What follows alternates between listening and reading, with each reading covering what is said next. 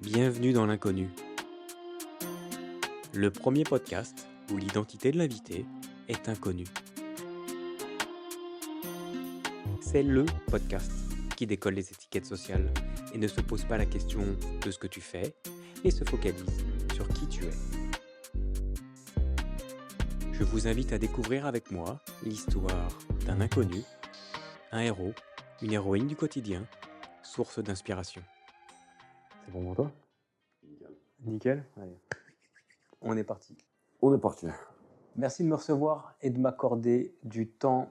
Je suis très content d'être avec toi cet après-midi. Tu le sais, on est dans l'inconnu, le podcast qui ne se pose pas la question de ce que tu fais, mais se focalise sur qui tu es. Nous allons donc garder ton identité et ton métier secret durant notre échange. Banco. Banco, par commencer, comment tu vas ? Ça va. Est-ce que c'est la question météo intérieure, c'est ça? Ouais, si tu veux. Quelle est ta météo intérieure ? Non, nickel. Écoute, pas mal. On n'a pas le droit d'en parler, mais pas mal de projets, pas mal de trucs qui avancent. Bon, top. Si tu veux, tu pourras en parler à la fin. Eh bien, on en parlera à la fin. Est-ce que tu peux nous dire où nous sommes ? Alors, vous êtes chez moi, dans ce petit appartement de 65 mètres carrés à Andoum. On est à côté de l'œuvre d'Andoum. On est exactement en face de ma baie vitrée qui offre une vue sur la bonne mer imprenable, sur un appartement traversant, fraîchement rénové. On sent qu'il y a eu une rénovation qui a été faite il y a 10 ans, donc ça a quand même un petit peu sfeinté.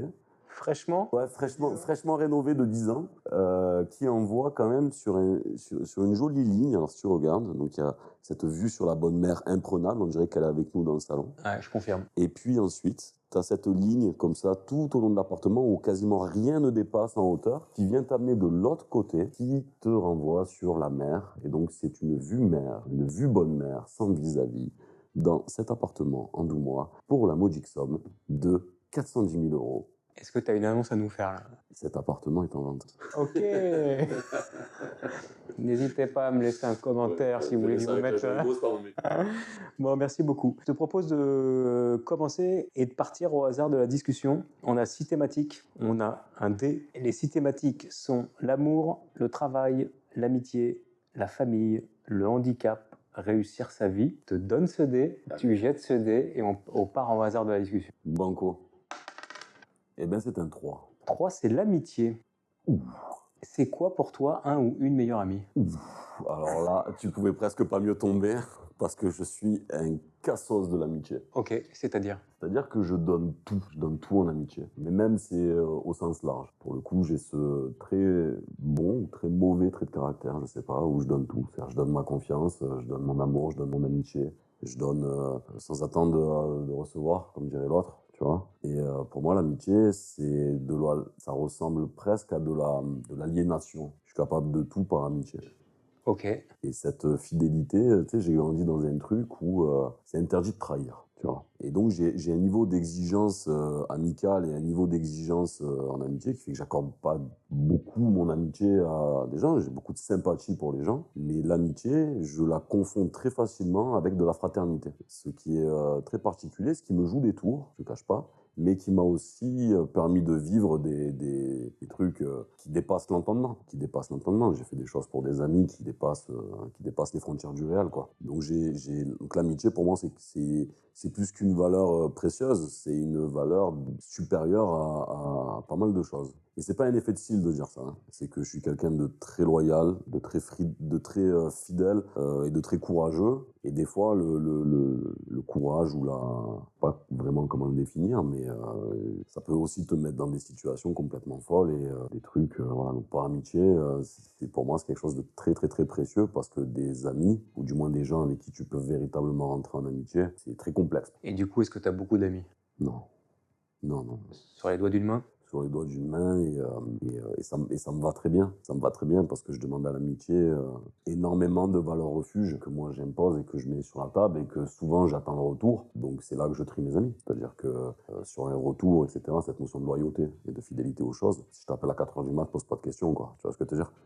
Inversement, appelle-moi à 4h du mat et je t'en poserai pas. Et tu vois, j'ai cette notion-là de l'amitié qui est très très très particulière, qui est très fusionnelle, c'est très ancré chez moi.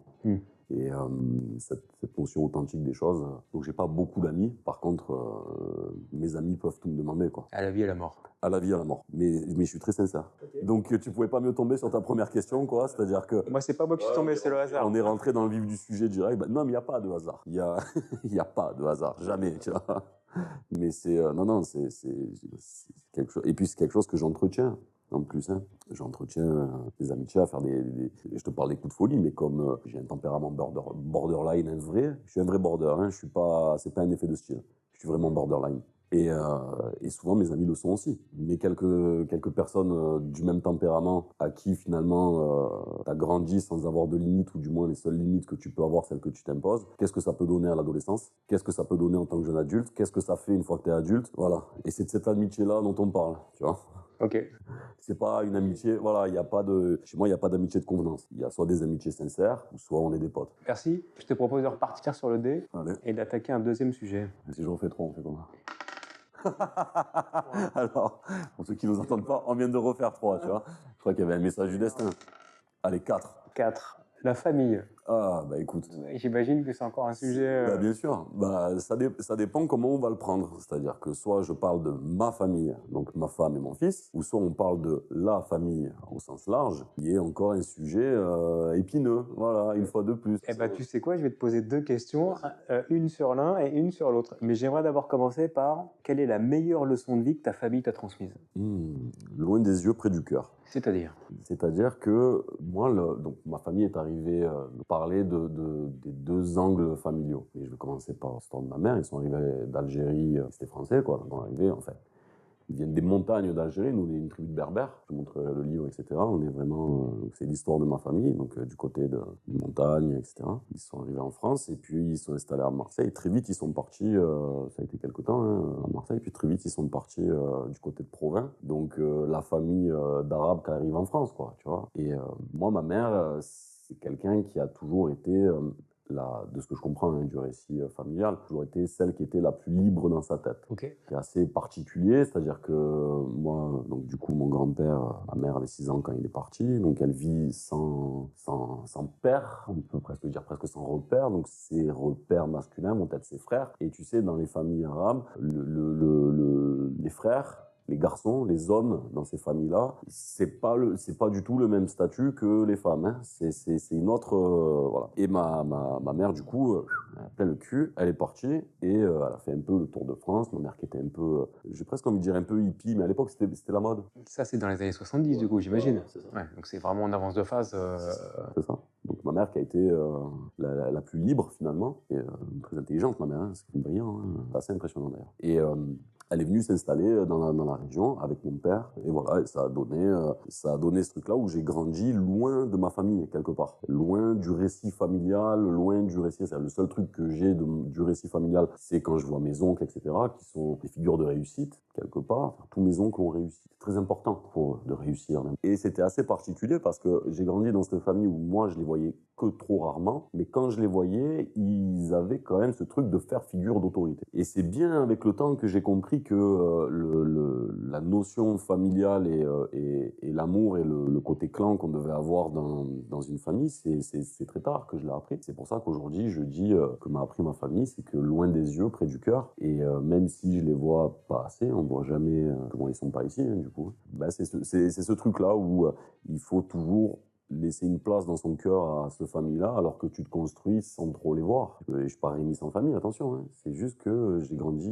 loin d'eux. À l'inverse de mes cousines, à l'inverse de mes cousins ou quoi que ce soit, moi j'ai grandi loin de ce truc-là. C'est comme si, à chaque fois qu'on se voit dans des Noëls, des machins, etc., c'est comme si à chaque fois j'étais la pièce rapportée, quoi. Tu vois. Ok. Et tu as une différence, du coup? Une différence avec? Une différence de construction? Ouais, bien sûr. Ouais, bien sûr, je vois surtout ce que je suis allé chercher, moi. Dans pas mal de manquements, même, tu vois, mon père, j'ai une histoire très violente avec mon père. Hein. C'était un mec, aujourd'hui, techniquement, c'est le genre de mec qui passerait au tribunal, quoi, tu vois, pour les trucs qu'il nous a fait. Hein, et donc, le fait qu'il n'y ait pas cette famille à côté, ça nous a mis dans une forme, quelque part, d'autarcie familiale avec ma mère et mon père. Je dis pas que ma mère était une sainte et mon père était un démon. Tu vois, c'est pas aussi caricatural que ça. Mais lui, il avait une éducation qui était pas, du moins, qui n'était pas en phase avec moi, ou du moins avec le caractère que j'avais. Et donc, je suis allé rechercher très vite énormément d'attaches dans mon environnement.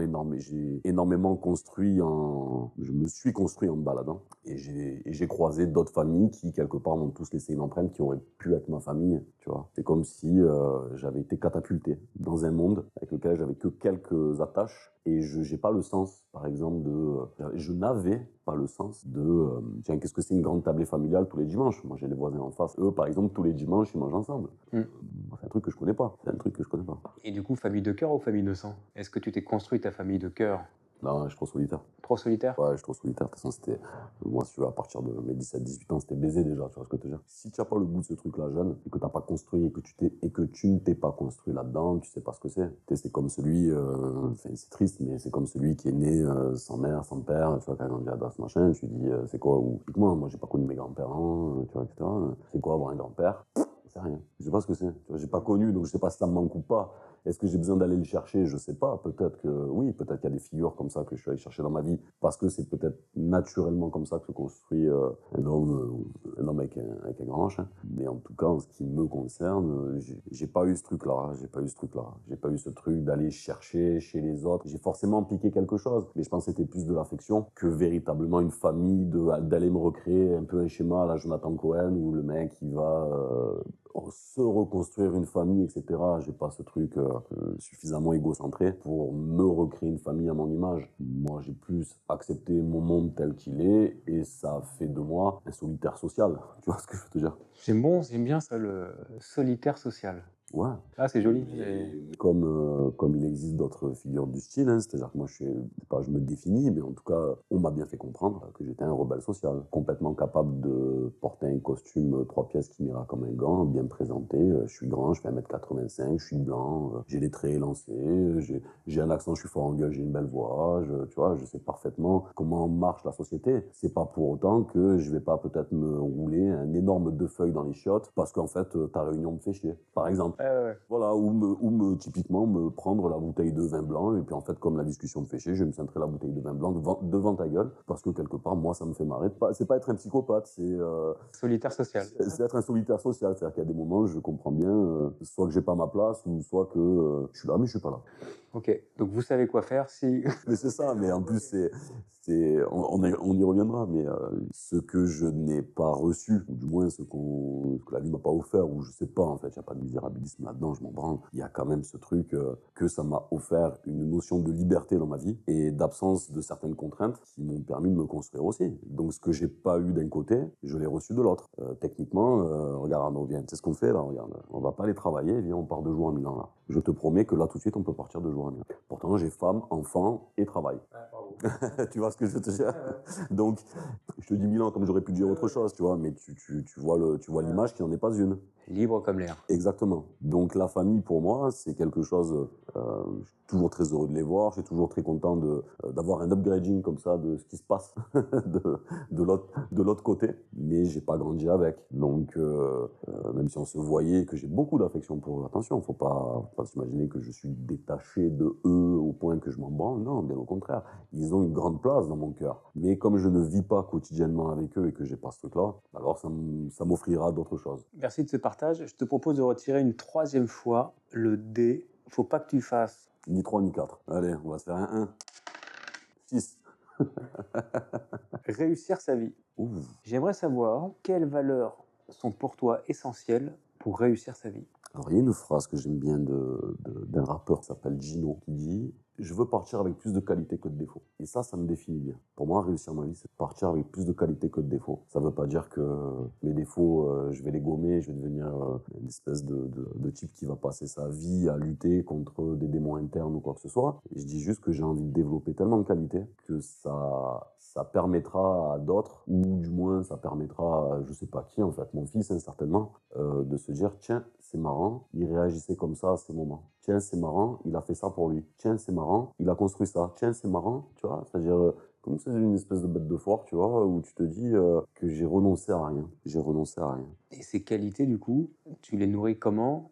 C'est dans l'apprentissage, Ouais. la rencontre avec les gens, le... Bien sûr, t'es pas né, enfin, je veux dire, nul n'est christique, tu vois. C'est-à-dire que forcément, c'est parce que t'as vécu, parce que je pense que l'un des secrets de vie, c'est de l'empathie, au sens large des choses. C'est-à-dire, je trouve qu'on vit dans une société qui bannit beaucoup de choses. Elle bannit la violence des choses, par exemple. On bannit l'animal qui est en chacun de nous, c'est-à-dire la notion de flair, la notion de tiens, j'ai un frisson dans le dos, je comprends pas pourquoi, tous ces trucs qui nous ramènent à un instinct animal, on a tendance à complètement le gommer dans nos sociétés, et je pense que la partie animale en chacun de nous permet de développer et nous permet de comprendre des choses qui seront de façon scolaire, seront référencés que dans 15-20 ans. En fait, là aujourd'hui, on apprend à nos gamins, enfin on apprend aux mamans, on apprend au papa, l'école Montessori, tu sais. Donc il faut pas élever la voix, faut machin. En fait, on en fait des parfaits animaux sociaux. Mais qu'est-ce qui reste de l'homme une fois qu'il est dans sa tombe? Et bien en fait, il y a un mec, il s'est posé la question, il y a un type, il dit qu'à chaque fois, les vieux, avant de partir, ils disent putain, j'aurais dû. Et en fait, cette notion d'instinct, cette pulsion de vie, de mort, machin, on va pas rentrer dans du Freud à la con, tu vois, mais ce truc-là, elle se base la plupart du temps sur ton être un peu animal, quoi, un peu bestial. Et c'est pour ça, partir avec plus de qualité que de défauts, ça veut dire que tu auras pas mal de remords, mais tu n'auras pas beaucoup de regrets. Et c'est bien d'avoir des remords. Parce que si tu as eu des remords, c'est que tu as fait des trucs. Si tu as des regrets, ben, tu le sauras jamais. Merci. Je t'en prie. On passe à la prochaine étape, le texte à trous. Je commence les phrases. Et je les termine, c'est ça? Putain, j'en étais sûr. Tu lis dans mes pensées. L'art de la simplicité, c'est... Difficile. Ok. Tout simplement. Tout simplement. C'est très dur de rester. Alors, j'ai pas envie de sortir des phrases de trou du cul comme Oraito, qui travaille la simplicité des choses. Enfin, je veux dire, tu vois, des espèces de concepts marketing fumeux. Mais c'est très compliqué de rester simple parce que on t'impose soit une surintellectualisation des choses, une surinterprétation des choses, et en fait, on oublie que techniquement, c'est pas parce que tu te barres de la soirée qu'en fait tu détestes les gens. C'est aussi simple que ça. Tu te barres, ciao, merci, au revoir, j'ai sommeil, quoi. Ça, c'est simple. Mais pourquoi il est parti? C'est parce que, tu vois, les gens se regardent le nombril. Donc c'est très dur de rester simple, c'est très dur d'être simple, c'est très dur de faire simple. Et de toute façon, même dans le métier, même dans les arts créatifs ou tout ce que tu veux, le plus dur, c'est de faire simple. Ma plus grande source d'inspiration. Un peu comme toi, je crois, hein, les gens. Qu'est-ce que ça t'apporte? Ah bah, ça m'apporte tout ce que je n'ai pas. C'est-à-dire, déjà, ça me pousse à avoir un regard sur les gens, tu vois, c'est-à-dire d'essayer de comprendre les autres réalités, d'essayer de comprendre l'autre monde, c'est-à-dire de vivre si on prend l'exemple de Marseille, tu vois, moi, ça me pousse à vivre à Marseille avec un S à la fin, de comprendre qu'on est dans un monde qui est fait d'une mosaïque, c'est-à-dire que de loin, c'est un tableau, c'est une mosaïque, et puis tu te rapproches et tu vois qu'en fait, à chaque fois, cette mosaïque est constituée d'un petit point, d'une couleur différente. Et il y a que comme ça que je suis un homme de culture, tu vois. Tu ne peux avoir de la culture ou tu ne peux prétendre à aimer la culture qu'à partir du moment où tu dépasses des horizons. Je veux dire, le trou du cul qui a mangé un McDo toute sa vie, il peut peut-être te parler de culture du McDo, mais il peut pas te parler de gastronomie, quoi. Et si tu veux qu'on parle de gastronomie, il n'y a pas de problème, mais c'est parce que tu es capable de me définir la cuisine nippone, comme tu es capable de me parler de la cuisine subsaharienne, tu es capable de me parler de toutes ces cuisines-là, que tu es capable de me parler de culture gastronomique. Si tu connais le répertoire français sur le bout des doigts, c'est très bien. Tu connais en gastronomie française, tu connais pas en gastronomie tout court. Moi, j'aime beaucoup rencontrer les gens, non pas pour ce que j'aimerais qu'ils soient, j'aime rencontrer les gens pour ce qu'ils sont. Et ça change la donne. Et donc forcément, quand tu rencontres ces gens-là, ils ont tous leur vérité, ils ont tous leur truc. Et si tu n'es pas trop con et que tu comprends à quel point la chose est précieuse, eh ben tu partiras avec plus de qualité que... Et la boucle est bouclée. Et la boucle est bouclée. Mon principal objectif dans la vie est... Putain, elle est dure celle-là. Mon principal objectif dans la vie, c'est de mourir après ma mère, forcément. Et le deuxième, ce serait trop gnangnan de dire être un modèle pour son fils, tu vois. Parce que même lui, j'ai envie qu'il soit son propre modèle, donc j'ai même pas ce truc-là d'être modèle. Je sais pas, mon principal, ouais, c'est peut-être un jour ou l'autre de construire des grandes tables et d'abolir des grands murs, détruire des murs pour faire des grandes tables. Pour qu'on soit tous autour. Exactement. Pas autour de moi. Non, autour de la table. Qu'on se retrouve tous ensemble. Exactement. On passe à la prochaine phase qui est question d'un inconnu. Chaque inconnu pose une question au prochain inconnu. Ok. Donc je vais te poser la question aujourd'hui de l'inconnu avec qui j'ai passé du temps ce matin. Ok. Cette question est: qu'est-ce qui te fait vibrer dans la vie? Putain. Alors, est-ce qu'on doit parler du légal ou l'illégal? Non, je plaisante. C'est des contenus non explicites, donc tu peux faire un mix. Non, qu'est-ce qui me fait vibrer dans la vie? Putain, c'est fou ce que je vais te dire, mais c'est un peu le bordel, au sens large. Le bordel au sens large? Ouais. Le bordel, c'est un truc qui me fait vibrer. La vie? Ouais, ouais. Tu sais, en fait, j'aime la combinaison de ces trucs pas qui lâchent prise, mais j'aime voir, ce qui me fait vibrer dans la vie, c'est ce qui sort du quotidien, en fait, tu vois. En fait, je me régale, je vais faire les courses, il y a 3 gamins qui courent et en fait, qui font bordel dans les rayons. En fait, ça me fait marrer, tu vois, ça me fait rire. C'est ça, pour le coup, ça me fait ma journée. Pareil, je vais me balader à Marseille, j'ai le type, tu sais pas pourquoi, et là, il commence à insulter son collègue, machin et tout. Ça me fait marrer. En fait, la bordélitude des choses me fait vraiment vibrer, tu vois. Pareil, tous ces trucs qui sont pas censés être là, qui te rappellent à quel point tout ça n'est qu'un spectacle vivant, entre guillemets. Et c'est ça qui me fait vraiment, c'est ce qui me fait vraiment chaud au cœur, le bordel. Ok, cette vibration. Ouais, le truc qui d'un coup, ça vit autour de toi, quoi. Tu vois ce que je veux te dire? Je suis même pas, regarde, on en parlera après sur le métier et tout, mais je suis même pas un féru d'art. Je suis même pas un féru de littérature. Je suis même pas un féru de cinéma. Je suis même pas un féru de musique. Je suis même pas un féru de gastronomie. Je suis pas un féru, tu vois, je suis même pas un féru de chacune des disciplines qui constitueraient, on va dire, la culture avec un grand C, tu vois. Moi, je suis un féru de toutes ces personnes qui font vivre ces cultures qui, à un moment ou un autre, ont la faille, tu vois. Ce truc-là, cette faille. Voilà. Ça me fait vibrer. Mais je te jure, c'est pas un effet de style. Ça me fait vraiment vibrer. C'est l'inconnu, le truc où tout était tellement parfait que clac, ça casse, il y a le couac, il y a le truc, il y a tac, ça me fait vibrer. Parce que j'aime bien le virgule, j'aime pas vraiment les points. Ok, merci beaucoup. On passe à la prochaine phase qui est le non-sujet. Ok. Quel est pour toi le non-sujet, le sujet qui t'énerve quand il arrive sur la table?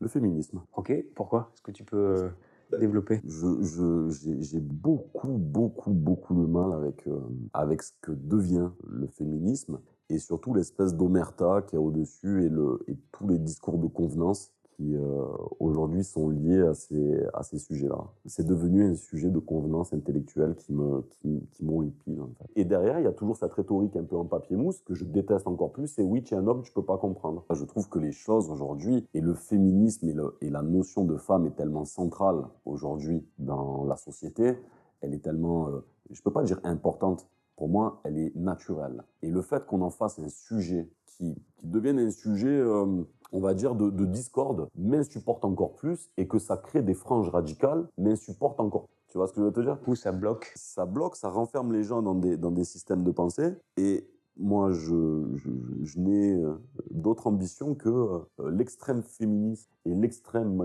masculiniste, en fait. Les deux tombent amoureux parce qu'ils se rendent compte que les deux ne sont que la partie d'une même pièce. Ou alors, si vous ne voulez pas faire partie de la même pièce, créer vos propres mondes. Aujourd'hui, on peut. On va passer à la phase suivante qui est avant de partir. S'il te reste quelques jours, quelques mois avant de mourir, qu'est-ce que tu ne souhaites pas regretter? Qu'est-ce que tu aimerais faire? Alors, qu'est-ce que j'aimerais faire? Il me reste quelques mois. Ouais, je vais faire la tournée des Grands Ducs, peut-être. Tournée des Grands Adieux, c'est-à-dire une espèce de... Peut-être presque de mourir d'un coma éthylique, tu vois, d'un truc comme ça, où t'as une fuite en avant, un truc de...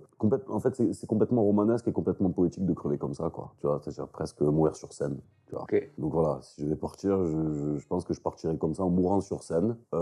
Et ma scène à moi, c'est les ruelles de Marseille. Donc je mourrai dans les ruelles de Marseille, un peu comme Gunnar Anderson ou d'autres artistes comme ça. Je pris un joueur de foot, mais bon, il voyait aucune, il voyait rien de professionnel, tu vois. Mais non, donc ouais, comme ça, crever en flânant. Ok. Et la deuxième question, c'était qu'est-ce que tu veux pas regretter? C'était 2 questions ou c'était une? Ouais, c'était 2 questions, mais enfin c'était dessous. Il y avait une question et 2 sous-questions.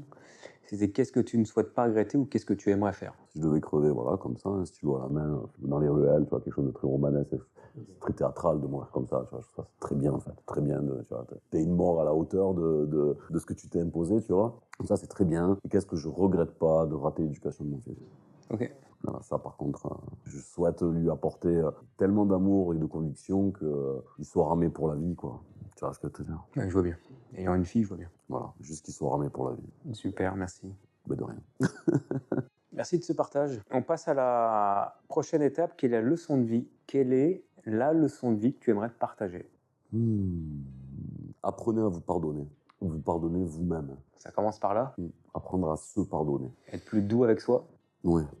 Apprendre à se pardonner, c'est quand même le bon début pour une construction, une déconstruction, mais en tout cas pour atteindre un absolu, n'importe lequel, c'est d'abord bien d'apprendre à se pardonner et de ne pas être trop virulent avec soi-même parce que nous sommes constitués d'erreurs. Tu vois. Et on a tendance à l'oublier, ça. On a tendance à se payer des séances de psy pour avoir quelqu'un qui t'écoute pendant 3 heures, qui ne va t'apprendre qu'un seul truc, c'est apprends-toi à te pardonner, en fait. Apprendre à se pardonner, c'est aussi l'art de dire, l'art de reconnaître que quand tu étais un enfant, tu étais peut-être un trou du cul, en fait. Tes parents, ils étaient peut-être pas très méchants. Hein. Peut-être qu'à la base, tes parents, en fait, ils t'aimaient beaucoup. Et peut-être que toi, tu es un petit trou du cul qui n'a jamais rien compris à ça. Donc, apprends à te pardonner, au sens large. Pareil, hein, je veux dire... tu voulais avoir dans ta vie, moins de 100 cas par an, c'est mort, machin, et tu les as pas atteints, c'est pas un échec, apprends à te pardonner. Tu as peut-être fait d'autres trucs à côté. Je pense que c'est bien ça, dans le sens de vie. Ok, apprends à te pardonner. Ce qui amène du coup aussi à pouvoir aussi pardonner les autres. Évidemment. Si tu apprends, non c'était ipsum, hein, voilà. Et tu verras qu'après le monde, tu vas découvrir d'autres nuances de bleu, quoi. Ou de rouge, selon tes convictions politiques. Ou d'orange. Ou de orange, selon tes convictions politiques. Question à un inconnu. Maintenant, c'est à toi de poser une question au prochain inconnu. Quelle est la question que tu aimerais poser au prochain inconnu? Oh le bâtard. Alors il y a le coup de l'île que j'aime bien. Quelles sont les... Je trouve une bonne question, c'est quel est l'objet que tu ramènerais sur une île déserte, mais qui est très management celle-là. Donc elle me saoule un peu. Question. Si je te dis que tu pouvais tout recommencer, peut-être un truc comme ça. Si je te dis que tu pouvais tout recommencer, qu'est-ce que tu changerais? Ok. Si tu pouvais tout recommencer, qu'est-ce que tu changerais? C'est dans la boîte. Voilà. Elle sera posée lundi normalement. On passe au titre de l'épisode. J'ai pris le parti de laisser mes invités choisir le titre de notre épisode. Peux-tu me donner 2 mots sur ce que tu viens de me raconter pour le titre de notre épisode? Violence, machisme et drogue. On fait tilter l'algo. Violence, machisme et drogue. Ok, c'est dans la boîte. Ce sera violence, machisme et drogue. On passe à la dernière question. La dernière question de ce podcast qui est de répondre à la plus grande inconnue de celui-ci. Qui es-tu? Fantomas.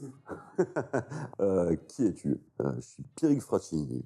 Je suis un créatif marseillais.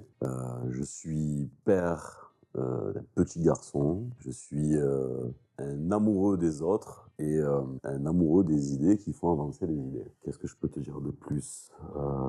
Je suis heureux dans ma vie. Je suis très content de t'accueillir.